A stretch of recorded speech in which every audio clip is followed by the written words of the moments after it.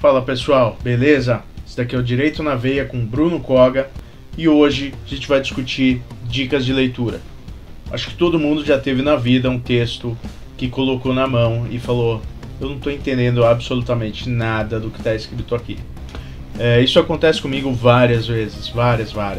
E aí eu vou passar algumas dicas que podem auxiliar a nossa leitura, principalmente em textos complexos, seja de filosofia, de direito ou de qualquer outra disciplina.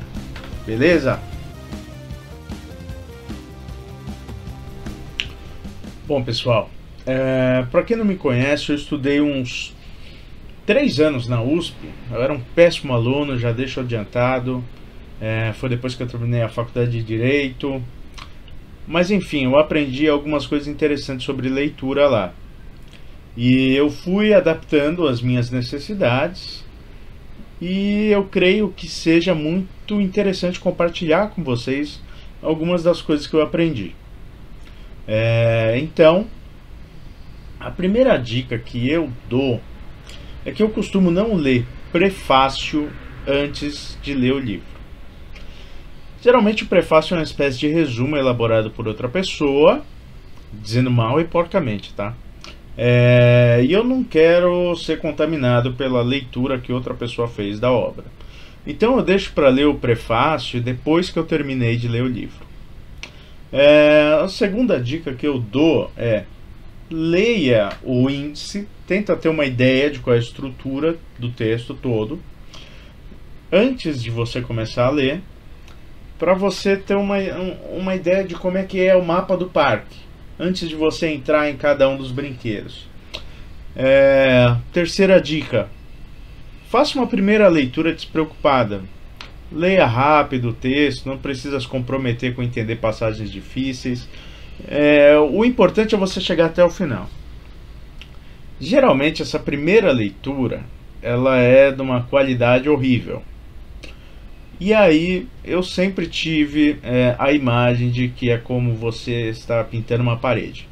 A primeira mão não resolveu, segunda mão, terceira e assim por diante, até você ter uma parede, sei lá, não sei, com 10 mãos ali. Não sei como é que ficaria. Mas enfim, leitura é um processo em que você vai repetindo várias vezes. A gente tem a ideia de que você lê o texto uma vez, você já tem que ter absorvido tudo. Tem gente que faz leitura dinâmica, coisas absurdas, coisas literalmente absurdas, se você for pensar no nível acadêmico, principalmente na pós-graduação, em que você está pensando numa leitura, por assim dizer, crítica em relação ao conteúdo dos textos. Então, sempre que possível, a gente tem que evitar esse tipo de leitura superficial. Mesmo que você tenha entendido mais ou menos a ideia do texto, leia mais uma vez, veja como é que os argumentos estão concatenados. Outra dica que eu dou para vocês é justamente essa: analise a estrutura do texto, como é que os argumentos estão sendo colocados, quais são os desenvolvimentos deles, e aí você consegue ter, se você não colocar no papel, pelo menos na sua cabeça, uma ideia do desenvolvimento do raciocínio. Não necessariamente o raciocínio vai estar na ordem exata em que ele consta no livro, tá?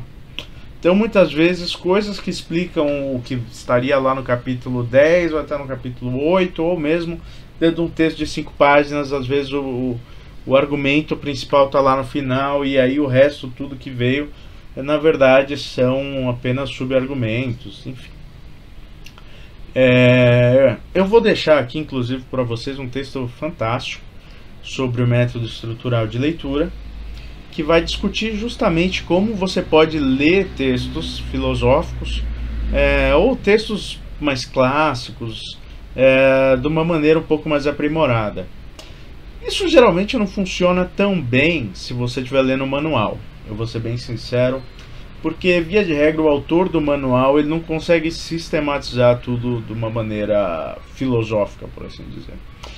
Porque já é difícil você escrever 10 páginas com raciocínio linear e organizado, quanto mais 800 páginas, basicamente com todo dia saindo informativo do STJ, do STF. Então o texto do manual ele não tem toda essa pujança vamos dizer assim, e talvez você aplicar um método estrutural ali seja muito rigoroso e talvez não tenha nenhum proveito para você. Eu creio que para manual o método topográfico é mais interessante. O método topográfico é basicamente você destacar os argumentos na ordem que eles aparecem. Então primeiro ele falou de A, depois falou de B, depois de C e tal. Você não vai saber se o C na verdade deveria ser o A, nem o B, enfim, você não vai entrar nesse cenário. Eu acho que funciona melhor para manuais, tá? Terminada essa leitura, sempre, aliás, durante essa leitura, depois da primeira leitura, nossa senhora, parece a Dilma agora. É interessante você ter uns talking points, sabe? Você vai lá, bota uma bolinha, escreve o resumo da ideia. Bota outra bolinha, o resumo de outra ideia. Eu não digo para você fazer isso por parágrafo, porque às vezes o parágrafo tem mais de uma ideia. E às vezes você tem 2 parágrafos que são a mesma ideia. Então eu digo para você separar por argumentos ou por ideias, para você ter do seu lado, para você começar a compreender melhor qual foi o raciocínio utilizado. Feito isso, repita o procedimento mais 200 vezes até você não aguentar mais. Chegando nesse momento, você já pode ler o pós-fácil, você pode ler comentadores, enfim, você pode entrar em um outro nível de debate com o texto, vamos dizer assim. O primeiro compromisso que você tem que ter é entender o que o autor queria dizer. Depois você pode analisar as críticas aos argumentos. Nada impede que em paralelo a isso você também vá achando que alguns argumentos são insubsistentes. Mas tenta primeiro entender o que o autor estava tentando dizer. E depois você pode, obviamente, pontuar onde você acha que ele foi inconsistente, o que não foi mencionado e tudo mais. Então eu tendo a evitar essas leituras que se faz hoje em dia, principalmente gente que morreu já, em que se começa a discutir questões principalmente morais do século XXI em relação à obra de autores do século XVII, XVIII, XIX, até do XX. A partir do momento que você coloca questões atuais, é muito difícil que um texto vá te responder. É como você discutir com Aristóteles por que ele não estava comentando sobre os dadopólios. Faz sentido? A rigor não faz. Ou então você achar que Aristóteles era uma pessoa horrível porque ele defendia a escravidão na época dele. Será que isso fazia sentido na sociedade dele? Hoje, evidentemente, não faz. Mas quando a gente for ler textos, a gente tem que conceder ao autor um certo nível de complacência e entender que ele era uma pessoa do tempo dele. Não adianta eu exigir mais do que ele pode me ofertar, certo? Dito isso, essas são algumas dicas para vocês, para a leitura de textos. Não exaure todo o debate, certamente, mas são coisas que sempre me ajudaram na vida, né? Eu creio que, em síntese, leia várias vezes, divida o texto, divida as ideias, tenta se focar no argumento do autor e não daquilo que você pessoalmente pensa. Primeiro, entende o que ele está dizendo. Depois, você pode partir para a crítica.